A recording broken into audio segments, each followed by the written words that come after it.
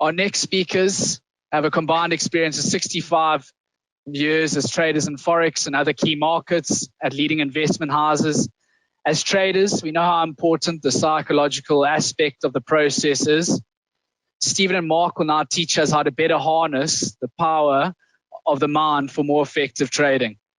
So I'm going to hand it over to you two. Hey, good evening, guys. Thank you.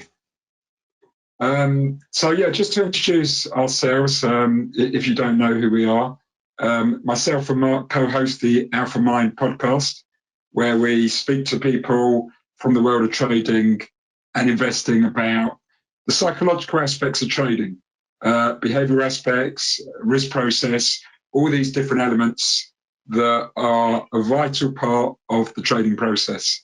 Today, we're going to talk to you about on the theme of weaponising the mind. Just to add a little bit more background, both myself and Mark have been in the markets since the early 1980s. You may think, yeah, you look like you have. That's because, you know, it does wear on you a little bit when you're in this job. I worked as a trader for banks such as Credit Suisse, Commerzbank, the banking arm of American Express and Standard Chartered in the space of rates and FX. Mark spent his years working for RBS and Greenwich Capital and NatWest Markets, staying very much within that one organisation in various guises. And you started out on the old LIFFE floor as well. Mark started on the LIFFE floor. We both now face the market as coaches. I've been coaching since 2010. As has, I think Mark has been coaching roughly the same amount of time. Our clients include hedge fund traders, investment bank traders, asset managers, individuals in commodity and energy trading firms, as well as individual retailers. And amongst our clients are many very successful traders. 3 of my clients were in the most recent Market Wizards book. So we've got a lot of background between us. I'm going to hand over to Mark, who's really going to answer the question is, you know, what is our purpose? Why are we here? And what does the concept of weaponising the mind really mean? Well, hi, everybody. As Steve said, we have significant frontline market experience over nearly 4 decades, and the pain and everything else that went with it is within our DNA. Weaponising the mind is a concept that we've really created as we've started to recognise that in performance, in careers where one really needs to perform at optimal, there's an increasing amount of debate around having weapons and tools. And from a trading perspective, the overlap with military is quite incredible when you go into the detail of it. This concept of weaponising the mind starts with the actual warhead itself, which in our terms of trading is actually the trade. And of course, the trade itself needs to be calibrated. It can be of a certain size. It's going into a battlefield, which is the market, with various types of unpredictability. The composition of that trade is vital. So that's the warhead. And of course, that warhead needs to originate from somewhere. That somewhere is a launch platform. That launch platform is yourself. So essentially, we're a weapon system. And within that weapon system, there are lots of things we need to prepare to be able to send that trade, that warhead, to target. A lot of it is based around, obviously, our fundamental understanding of the market, our macro understanding, our technical understanding. But of course, those things are useless if they've been done from poor sources, from sources that are not golden sources. And so the quality of your education becomes part of this foundation for your launch control process to send a trade to the market. Part of also this world of this weapon system that's around us is ourself. You know, we are the point of the trigger. The most difficult thing, of course, in trade, you can identify a trade, fine. You want to send it into a certain battlefield to hit a particular target. Where's the trigger in this conversation? How do you trigger that trade to be valid, to be sent, and to be sent on its direction? A lot of that's down to our condition as a person, just what state we are in. So optimizing our state is part of that mechanism for driving the trade. And it's something that we as coaches certainly work upon, optimizing the state of a trader and understanding that the mind is more than just what we point to here. We talk about the trader mind, but we've got an emotional mind around the heart. We've got a gut feeling mind of 200 million neurons, the same brain capacity of that as a cat is in our stomach. These things are working together, but it's broader than that. Our mind is what's interacting with us, where we're getting these sources of information from, our intelligence, what we're going to make up in terms of that trade strategy, our emotions, what's triggering us, what's getting in our way, plus qualities of, are we going to become the enemy to our own self? Very often we find, certainly in the coaching we do, is that people are unprepared to fail. They're unprepared to take on the challenge of the market in a way that they actually become the weapon that faces themselves. They think they're shooting something off to the market. What they're doing is something that stops midway, turns around and comes straight back at them. And so we're talking about this whole process, and it fits so well with the military field, about the need to pay attention to the weapon system that is you and that surrounds you. If you don't pay attention to that and you don't optimize that, you are probably creating a problem for yourself and a weapon that actually turns around and you're having to deal with this weapon. It gets in the way of you finding the trade strategy that's going to make you money. That's what this is about. Right. Okay. Thank you, Mark. So, yeah, I mean, that was a great answer. And perhaps I'll share my own, because we do have a slightly different nuance around this concept of weaponizing the mind. You focus much more on the mind itself. I tend to look at the process of trading and how you are and how your mind impacts that and how that impacts your mind. I think it's very important. I'm in thinking about stuff, I'm thinking, what does the audience want? They want to know how to trade better in 2022. Everyone wants that. How can I be a better trader? Not just how do I do the job better, but how myself am I better? One of the things that people don't think about is trading is a performance activity. It's not an academic activity. The answers don't lie in spreadsheets. They don't lie, in you having better research or better data. Everyone, I think like our picture said, everyone is looking at the same price action. Everyone is looking at the same charts. Everyone is receiving the same news. So what is it that gives you an edge? How do you get an edge? Now, I was asked recently by someone who says, you often talk about working on the process, Steve, but that kind of feels a bit woolly. What exactly does that mean? And I said to them, you're quite right. The process in trading is highly intangible. It has many tangible elements. There's many technical elements to it. But I was trying to think of an analogy. And I came up with a sports analogy. I said, look, a golfer can learn to be good on many technical aspects of their game. They can buy equipment, they can have the best set of clubs. And maybe there's a marginal edge that comes from that. They can practice on working on improving various parts of their game, their drive, their putting. Maybe they work on how they play from the rough or their bunker shots, but that is not their game. Their game is much more than that. Those are just components about the game. Trading is the same in many ways. You purchase the equipment, you purchase a PC at the start, you purchase a screen. Maybe you're one of those traders with a dozen screens, and we all know that the more screens you have, the better trader you are. You get a broker, you do a basic training course, or you do many courses. You purchase a system, you learn a system, you learn how to use a system, you learn charting, you learn various analytical techniques. Maybe you learn programming, you read a dozen books, and you practice trading, you practice regularly. And whilst you're doing that, you may subscribe to a newsroom, a trading community, a chat room. You maybe subscribe to some regular research. So you've got all these different components, technical aspects that are coming into your game.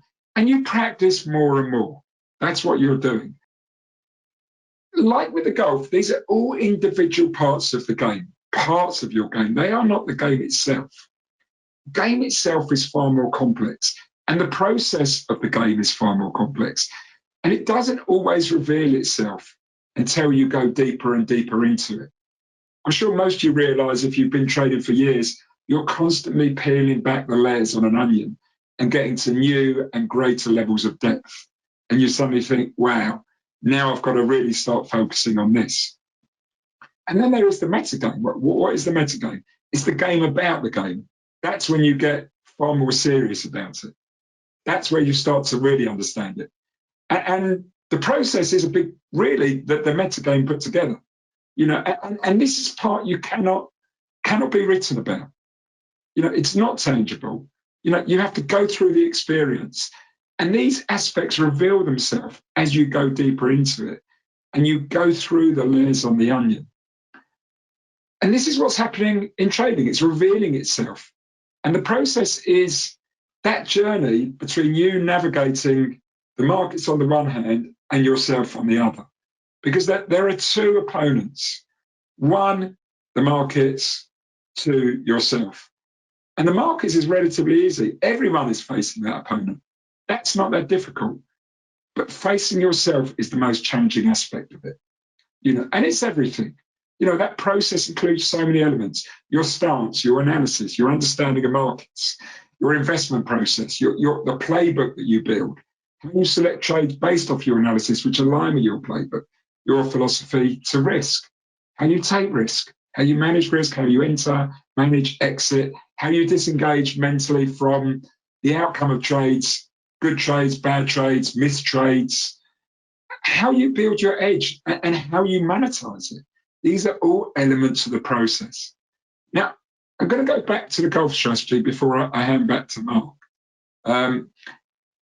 You know, like a golfer, you're slowly improving your game. You are getting your handicap down. When you start trading, you're going to start with a handicap in the high 20s. There's no getting away from it, okay? And slowly, over time, you are aiming to lower that. Here's the difference, and here is the challenge that we don't think about. Handicap in golf allows you to play a fair game with someone who has a much lower handicap. You know, if you are 20 handicap and they're a scratch golfer, they're giving you 20 points to play with in the game, which kind of makes it fair. Trading doesn't do that. There is no handicap system. On day one, you are playing against scratch traders. The superstars are trading. You don't know who's on the other side you're at. It could be some of the legends, or it could be traders who have been around 5 to 10 years and have done their time and are now succeeding. You know, or it could be systems that replicate scratch traders. You know, you literally could have on the other side of your trade a Bridgewater or a Jim Simons, and you don't know it. And you're competing with them in the same pit, and you're not a scratch trader. And scratch traders have a massive edge. You know, they've been around. Often they've worked in trading rooms, banks, prop firms, energy firms. They've had mentoring from other traders around that they can learn from. And they've often been paid. So they've been paid whilst learning. And they have an edge often on their side. If you're in a sales side role, you have an edge. If you're in a large hedge fund, you know that there are edges to it. You know, I as I said at the beginning, I've worked with 3 traders who featured in Jack Schrader's most recent Market Wizards books. And they had a huge leg up in their trading. They worked for a prop firm. They had the capital given to them. They went through training programs and they were mentored religiously in the early days. And then they worked with a group of up-and-coming traders that they all learned from and worked with. They had a collegiate sense. And that's a huge advantage. And I've asked them all, how long did it take for you to reach the point where you felt, this year, I'm highly confident, I'm now good enough and have a strong enough process to continue earning a living from this? Not, are you making money? That's not the same thing. Are you confident enough that you can now derive an income from this trading? And they all said 5 to 6 years. Now think about that. Okay, that's with all this support, all this really catalysing their growth. Now, if you to ask someone from the golfing world, how long does it take with regular practice almost every day to become a scratch trader? And they will say it takes minimum 5 years.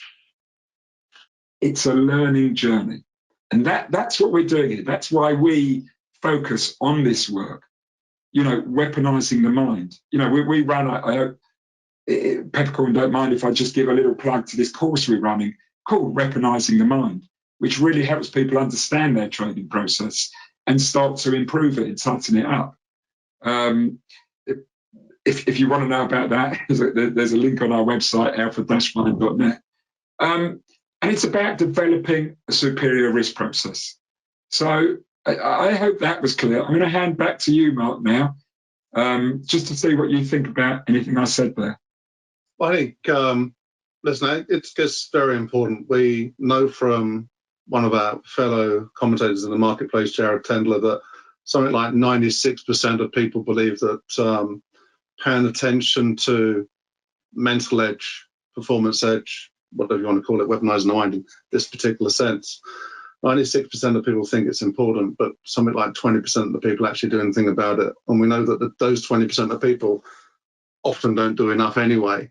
So there's this huge deficit of understanding about trading in somewhere like the markets that, you know, the assumption is that, well, the systems and the data and and my trade will get me success. Well, actually, we know, and going back to the golf analogy, you can be the greatest golfer from a technical point of view, but we know that it's the game between your ears that wins games, you know, and mental capacity and mental ability, really, really important. And that ability to, briefly covered earlier, the ability is to start with failure, to assume that you're going to fail and build up skills to deal with failure. Because in trading, as you all know, there are times when it just doesn't work. And it's how quick you can orientate yourself to recover from failure, to reset and recalibrate yourself, to then tune into the market opportunity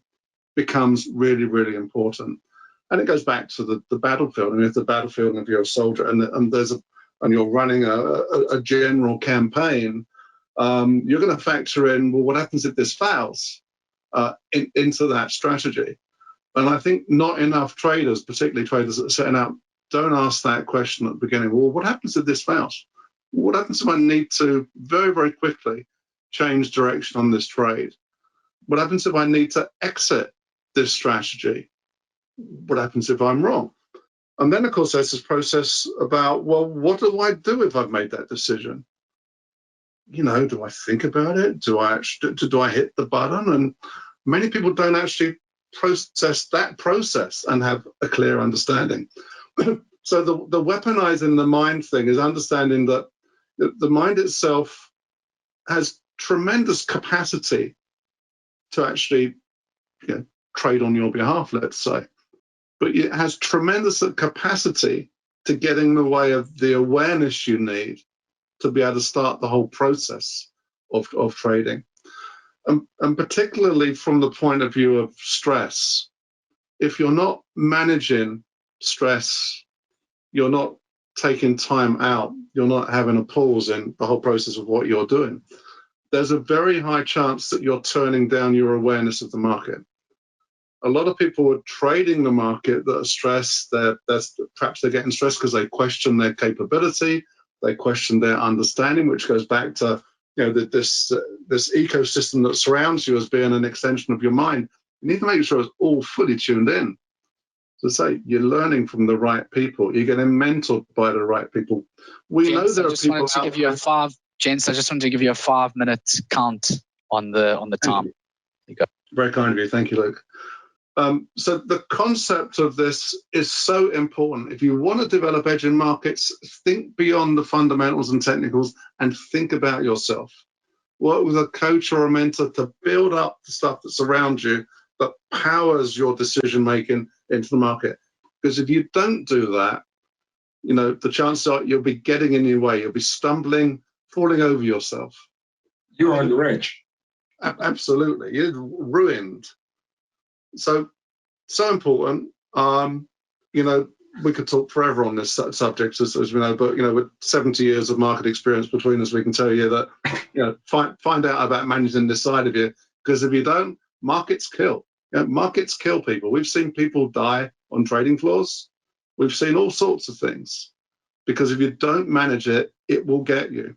And your edge and your ability to make profit does depend upon it. I think, Steve, we've got a few questions that have been given to us, haven't we? Yeah. We're aware that we're not able to join that. We're not going to be joining the Q&A session later on. So we put out to our social media followers a request for some questions that they'd like us to answer, that they wanted to pepper us with. So I'm going to just be very quick. So someone said, over the past couple of months, I've struggled to make money and I've given back nearly everything I've made over the past 2 years. Why is this? Why does this happen?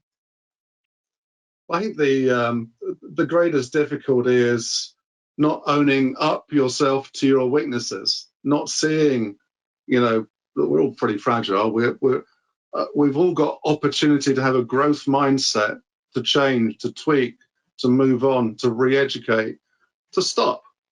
You know, we all have the capability to stop, but some people carry on with bad habits and they don't stop and reflect, when actually stepping back and reflecting is what they need to do.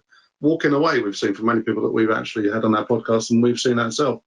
The ability to stand up and walk away from something and then come back to it with a different mindset, super important. And that, you know, it's inevitable that people are going to fail at some point. There's also an element, I think, and you know, we didn't know the context behind the question, but you know, a lot of people, it's quite easy to start making money in a bull market, you know, or start using a system that just makes money in a bull market. You know, there's a lot of people out there who've been buying the dip for the past couple of years on crypto. I don't think too many of them have been buying the dip for the past few months, but yeah, that's part of it. That's one strategy. It's not really a strategy. It's just, you know, it's not a strategy for success. If you're using a system that's just built for a bull market, you're going to get killed when bear markets or sideways markets come along. So that's why you develop your process to be able to trade in all markets. We don't consider a trader as really a trader until they've been through at least one bull market cycle, one bear market cycle.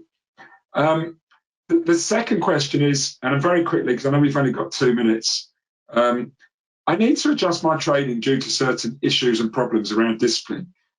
And the question they ask is, do you have any quick hacks that can help me? Discipline.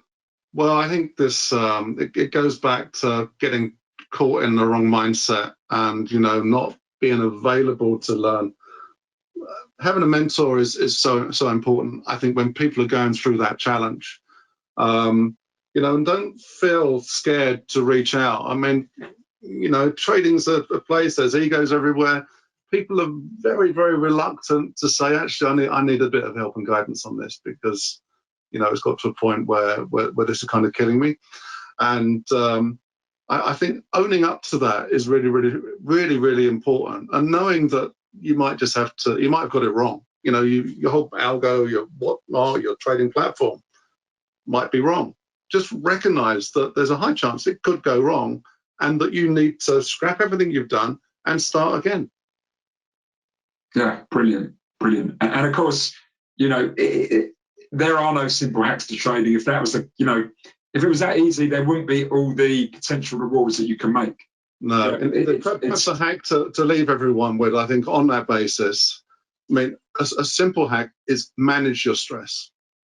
Absolutely be totally on top of manage your stress, because a lot of success will depend upon it. And this question of, what do you do when you fail? You know, people often have asked us, haven't they, you know, teach me trading. And I say, no, learn to fail first. Yeah. Once you've learned to fail, come to us about trading.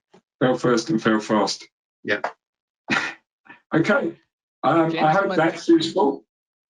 Yeah, we wish everyone all the very best. Okay. And just very quickly, our website, if anyone wants to check us out, is alpha-mind.net, and our podcast is called the Alpha Mind Podcast. Bang. There you go. Thank you. Thank you very much, both of you. That was really fascinating, and I'm sure our clients found it exceptionally valuable. And thank you for sharing those questions. And we look forward to seeing you again. Absolutely. Thank you very much. Thank you. Good luck, guys. Girls.